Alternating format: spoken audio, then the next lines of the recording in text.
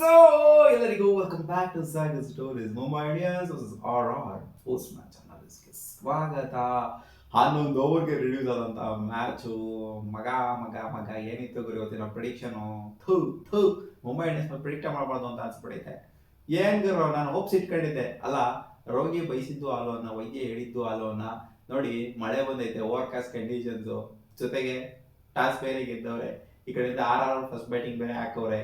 ಮುಂಬೈ ಇಂಡಿಯನ್ಸ್ಗೆ ಸಿಕ್ಕಾಪಟ್ಟೆ ಫೇವರಿಟಿಸಮ್ ಇದೆ ಈ ಒಂದು ಮ್ಯಾಚ್ ಅಲ್ಲಿ. ಪಕ್ಕ ಗೆದ್ಬಿಡ್ತಾರೆ ಅಂತ ಅನ್ಕೊಂಡಿದ್ರೆ ಎಲ್ಲ ನಮ್ಮ ಪರವಾಗಿ ಆಗ್ತಾ ಇದೆ ಅಂತ ಪ್ರಿಡಿಕ್ಷನ್ ತೋಪಡ್ಕೊಂಡು ಹೋಗಿದ್ದ.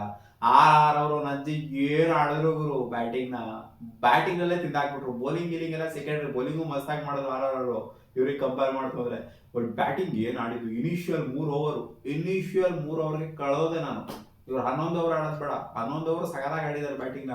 ಬಟ್ ಇನಿಷಿಯಲ್ 3 ಓವರ್ ಏನಿತ್ತು ಈಗ ವಾಂಚಿದ್ರು ಇವರು. ಮೊದಲನೇ ಓವರ್ ಅನ್ನೇ ಏನ್ ಸ್ಟಾರ್ಟ್ ಮಾಡಿದ್ರು ಯಶಸ್ವಿ ಜಾಯ್ಸ್ವಾಲ್ ವೈಭವ್ ಸೂರ್ಯವಂಶಿ ಜೊತೆಗೆ.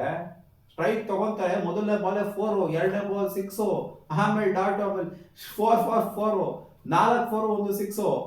ಮೊದಲನೇ ಓವರ್ ದೀಪಕ್ ಚಾರ್ಗೆ ಇಟ್ಟಾಡ್ಸ್ಕೊಂಡು ಮಂಚ್ ಹಾಕ್ಬಿಟ್ರು. 22 ರನ್ ಹೊಡಿತಾ ಇದ್ದಂಗೆ ಸೈಕ್ ಆಗೋಗ್ಬಿಟ್ರು ದೀಪಕ್ ಚಾರ್ಗೆ. ಅಲ್ಲೇ ನಿಲ್ಸ್ಬಿಟ್ರು. ನಿಲ್ಸ್ ಬಾಲಿಂಗ್ ನಿಲ್ಸ್ ಅಂತ. 22 ರನ್ ಲಿಟರಲಿ ವಾಂಚಿದ್ದು. ಸೆಕೆಂಡ್ ಓವರ್ ಸ್ಟಾರ್ಟ್ ಮಾಡ್ತಾರೆ. ಬುಮ್ರಾ ಬರ್ತಾರೆ. ಎಫೆಕ್ಟಿವ್ ಆಗಿರುವಂತ ಬುಮ್ರಾ ಕರ್ಸಪ್ಪ ಇಲ್ಲಿ ಅಂತ. ವೈಭವ್ ಸೂರ್ಯವಂಶಿ 2 6 ಹೊಡೆದ್ಬಿಡೋದ ಬುಮ್ರಾಗೆ. ಶಾಕ್ ಆಗೋಗ್ಬಿಟ್ರೆ, ನಾನು ಸ್ಟಂಡ್ ಆಗೋಗ್ಬಿಟ್ರೆ. ಅದು ಬುಮ್ರಾ 1 6 ಹೊಡೆದ್ರೆ ಅದೊಂಥರ ಯಾವ ತರ ಟ್ರೀಟ್ ಮಾಡ್ತಾರೆ ಅಂದ್ರೆ ಲೆಜೆಂಡ್ ತರ ಟ್ರೀಟ್ ಮಾಡ್ತಾರೆ ಬ್ಯಾಟರ್ನ. 2 6 ಹೊಡೆದ್ಬಿಟ್ರು ಗುರು ಬುಮ್ರಾಗೆ. ಸೂರ್ಯವಂಶಿ ಚಿಕ್ಕ ಹುಡುಗ, 15 ವರ್ಷದ ಹುಡುಗ. ಏನ್ ಗುರು ಕೊಟ್ಟಿದ್ದು ಬುಮ್ರಾಗೆ. ಬುಮ್ರಾ ಅಂತ ಮಟ್ಟಿಗೆ 22 ಮೇಲೆ ಹೊಡ್ಸ್ಕೊಂಡಿಲ್ಲ. ಬಟ್ 2 6 ಹೊಡಿಸ್ಕೊಂಡ್ರು. ಅದಾದ ನಂತರ ಬಂದ್ರಪ್ಪ 3ನೇ ಓವರ್ ಟ್ರೆಂಟ್ ಬೋಲ್ಟು. ಎಲ್ಲ ಲೆಜೆಂಡ್ಸ್ ಗಳು ಬಂದ್ರು. ಒಂದ್ ಕಡೆಯಿಂದ ಲೈನ್ ಹಾಕಿ ಬಲ್ಲ, ಈ ಕಡೆಯಿಂದ 3 6 ಹೊಡ್ಬಿಡೋದ ಅಲ್ಲಿ ಇಬ್ರು ಸೇರ್ಕೊಂಡು. ಯಶಸ್ವಿ ಜೈಸ್ವಾಲ್ ಜೊತೆ ವೈಭವ್ ಸೂರ್ಯವಂಶಿ 3 6 ವಾಂಚಿದ್ರು ನೋಡಿ. ಇಟ್ಟಾಡ್ಸ್ಕೊಂಡು ಸರ್ಸಾರಿಯಾಗಿ ವಾಂಚಿದ್ರು. ವಿಕೆಟೇ ಬಿದ್ದಿಲ್ಲ ಫಸ್ಟ್ 3 ಓವರ್ ಅಲ್ಲಿ. ಇನ್ಫ್ಯಾಕ್ಟ್ 4ನೇ ಓವರ್ ಕೂಡ ವಿಕೆಟ್ ಬಿದ್ದಿಲ್ಲ. ವಿಕೆಟ್ ಬಿದ್ದಿದೆ 5ನೇ ಓವರ್. 5 ಓವರ್ಗೆ 80 ಹೊಡೆದವ್ರು ಆಗ್ಲೇ.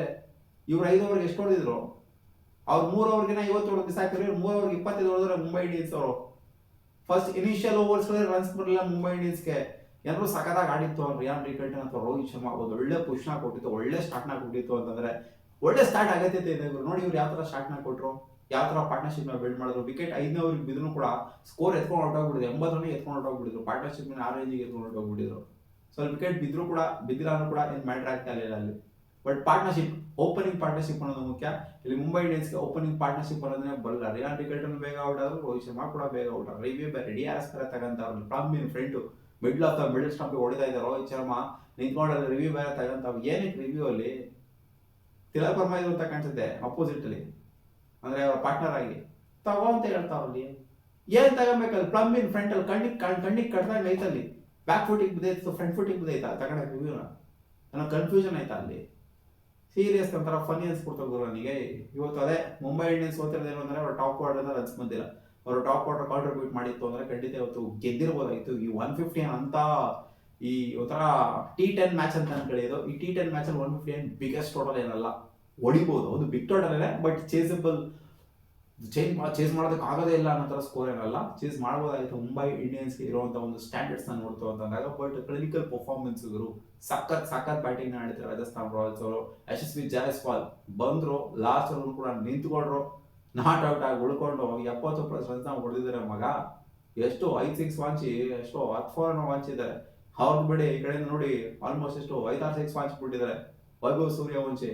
ಹೊಡೆದ್ರೆ 30+ ರನ್ನೇ, ಆದ್ರೂ ಬರೀ ಎಲ್ಲ 6ಗಳೇ ಡೀಲ್ ಮಾಡಿದ್ದಾರೆ. ವೈಭವ್ ಸೂರ್ಯವಂಶಿ ಬೋರ್ಡ್ನಲ್ಲಿ ಕ್ಯಾಚ್ ಕೊಟ್ಬಿಟ್ಟು ಚಾರ್ಟ್ ಹಾಕೋರ್ಗೆ ಔಟ್ ಆಗ್ತಾ ಇದ್ದಂಗೆ ಈ ಕಡೆಯಿಂದ ಜೊರಗಾರಣ ಬಂದ್ರು. 2 ರನ್ ನೋಡ್ಬಿಟ್ಟು ಪಟಾನಿಗೆ ಔಟ್ ಹಾಕೋಗ್ಬಿಟ್ಟಿರು. ಅಲ್ಲಾವ್ರಿಗೆ ಇವತ್ತು 2 ವಿಕೆಟ್ ಇದೆ, 3 ವಿಕೆಟ್ ತೆಗೆದಿರೋದು. ಶಾರ್ಟ್ ಹಾಕೋರು 1 ವಿಕೆಟ್, ಅಲ್ಲ 2 ವಿಕೆಟ್. ಸೊ ಸಖತ್ತಾಗಿ ಪರ್ಫಾರ್ಮ್ ಮಾಡಿದ್ದಾರೆ ಇವರು ಬ್ಯಾಟಿಂಗ್ ವೈಸ್ ನೋಡ್ಕೊಂಡು. 3 ವಿಕೆಟ್ ಕಳ್ಕೊಂಡಿರೋದು. ಇವ್ರು ನೋಡಿ ಆಲ್ ಔಟ್ ಆಗೋ ರೇಂಜಿಗೆ ಹೊರಟೋಗ್ಬಿಟ್ಟಿದ್ದಾರೆ ಮುಂಬೈ ಇಂಡಿಯನ್ಸ್. 11 ಓವರ್ ಅದ್ರಲ್ಲಿ ನೋಡಿ ಆಲ್ ಔಟ್ ಆಗೋ ರೇಂಜಿಗೆ ಹೊರಟೋಗ್ಬಿಟ್ಟಿದ್ದಾರೆ. ಸೊ ಈ ತರ ಆಡ್ಬೇಕು ಆಟನ. 3 ವಿಕೆಟ್ ಕಳ್ಕೊಂಡು ಈ ತರ ಒಂದು ಅದ್ದೂರಿ ಆಗಿರೋ ಸ್ಕೋರ್ನ ಹೊಡಿಬೇಕು. ಅವಾಗಲೇ ಗೆಲ್ಲೋದಿಕ್ಕಾಗೋದು ಅಂತ ತೋರಿಸ್ಕೊಂಡ್ಬಿಟ್ಟಿದ್ದಾರೆ. So obviously ಮೆಚ್ಕೊಬೇಕು. ಅಂದ್ರೆ ಇವತ್ತು ನೋಡಿ ಎಲ್ಲರೂ ಕೂಡ ಆಲ್ಮೋಸ್ಟ್ ಆಡಿರೋದು ನೋಡಿ 240 strike rate, 280 strike rate openers ಇಬ್ರು ಕೂಡ. ಆಮೇಲೆ ಎಲ್ಲ ಆಡಿರೋದೆಲ್ಲ ಸಖತ್ ಸ್ಟ್ರೈಕ್ ರೇಟ್ ಆಡಿದ್ರೆ. ಹಂಗೆ ನೋಡಕ್ ಹೋದ್ರೆ ಸ್ವಲ್ಪ 7 ಬಾಲ್ ಆಡಿರುವಂತ ಹೆಟ್ಮಾರ್ನ ಸ್ವಲ್ಪ ಕಂಜೂಸ್ ಆಗಿ ಆಡಿದ್ದಾರೆ. ಹೊಡಿಬೇಕಾಗಿತ್ತು ಅವ್ರು ಬಂದಂತ ಒಂದು ಪೊಸಿಷನ್ ಅಲ್ಲಿ. ಅವ್ರು ಅಷ್ಟೇ ಹೊಡಿಯೋದಕ್ಕಾಗಿಲ್ಲ. ಅವ್ರೇ ರಿಟಾರ್ಟ್ಸ್ಮೆಂಟ್ ಮಾಡಿದ್ಬಿಟ್ಟಿತ್ತು ಅಂದ್ರೆ ಹೋಗಿರೋದು 170 ಮೇಲೆ ಹೊರಟೋಗ್ಬಿಡೋದು ಸ್ಕೋರು.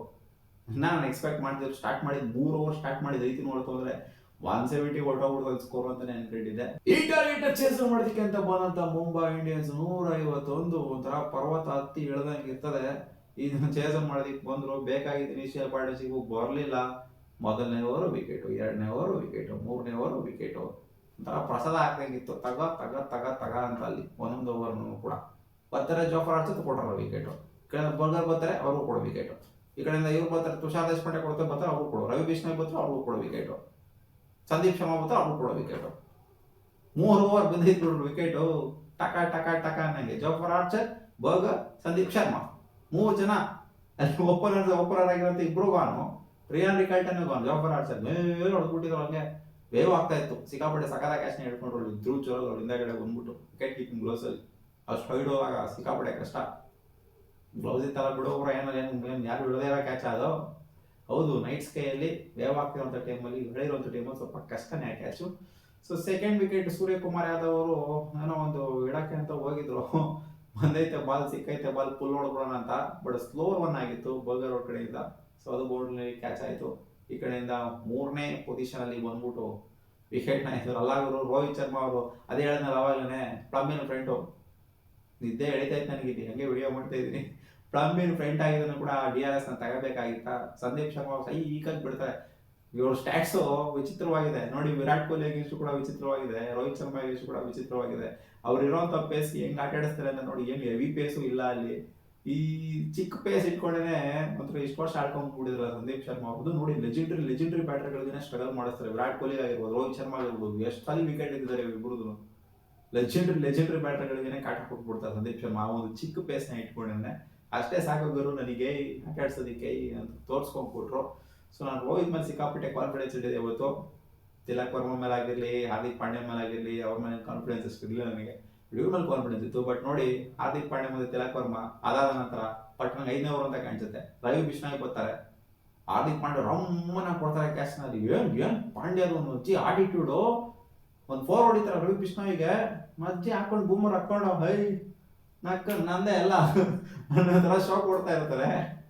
ನೆಕ್ಸ್ಟ್ ಬಾಲ್ 6 ಹೊಡೆದಕ್ಕೆ ಹೋಗಿರ್ತಾರೆ. ಸೀದಾ ಹೋಯ್ತಪ್ಪ ಅಲ್ಲಿ ಲಾಂಗ್ ಹಂಗೆ ಕ್ಯಾಚ್ ಇಟ್ಕೊಂಡು ಹೋಗಪ್ಪ ಚಿನ್ನ ಅಂತ ಅಂತಿದ್ದಂಗೆ ಈ ಕಡೆಯಿಂದ ತಿಲಕ್ ವರ್ಮಾ ಅವರು ಕೂಡ ಅವರು 6 ಹೊಡೆಯಕ್ಕೆ ಹೋಗ್ಬಿಟ್ಟಿನ ಬೌಂಡ್ರಲ್ಲಿ ಕಾಟ್ ಆಗಿ ಈಚೆ ಕಡೆ ಬಂದು 2 ವಿಕೆಟ್ ಪಟ ಒಂದೇ ಓವರಲ್ಲಿ 2 ವಿಕೆಟ್ ಬೀಳ್ತಾ ಇದ್ದಂಗೆ ಅವಾಗ ಗೊತ್ತಾಯ್ತು ನಮಗೆ ಮ್ಯಾಚ್ ಇದು ಗ್ಯಾನ್ ಕೇಸ್ ಅಂತ. ಶರ್ಫೆನ್ ರುತರ್ಫೋರ್ಡ್ ಬಂದರು, ಆದರೂ ಕೂಡ ಇದು ಮಂದಿರಿದ್ರು, ಆದರೂ ಕೂಡ ಇದು ಗಾನ್ ಕೇಸ್ ಅಂತ ಹೇಳಿದೆ. ಬಟ್ ಅದು ಚೆನ್ನಾಗಿ ಆಡ್ರು. ಶರ್ಫೆನ್ ರುತರ್ಫೋರ್ಡ್ ಆಗಿರಲಿ, ನಮ್ಮನ್ ದೀರ್ ಆಗಿರಲಿ, ಇಬ್ರು ಕೂಡ ಸಗದಾಗಿ ಆಡಿದ್ರು. ಬಟ್ ಪಾಪ ಅವರಿಗೆ ಶರ್ಫೆನ್ ರುತರ್ಫೋರ್ಡ್ ಅವರಿಗೆ ಅನ್ಫಾರ್ಚುನೇಟ್ ಅಂತ ಹೇಳಬೇಕು, ಎಡ್ಜ್ ಆಗ್ಬಿಟ್ಟು ಹಿಂದೆ ಹೊರಟೋಗ್ಬಿಡ್ತು ಕ್ಯಾಚು.